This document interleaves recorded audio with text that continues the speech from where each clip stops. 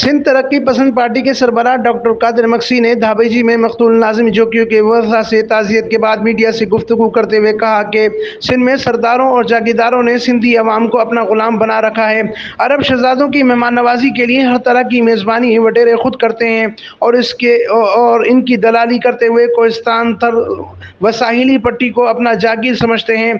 शहीद नाज़िम जोकियों की शहादत ऐसे जालिम सरदारों के लिए ललकार है। बेमाना कत्ल पर सिंध भर में एहतजाज से सिंध शऊर जाग चुका है। सिंध तरक्की पसंद पार्टी मकतूल के वर्सा के साथ है। इनके हमरा गुलजार सोमरो, कादिर चन्ना, जलाल शाह व दीगर मौजूद थे।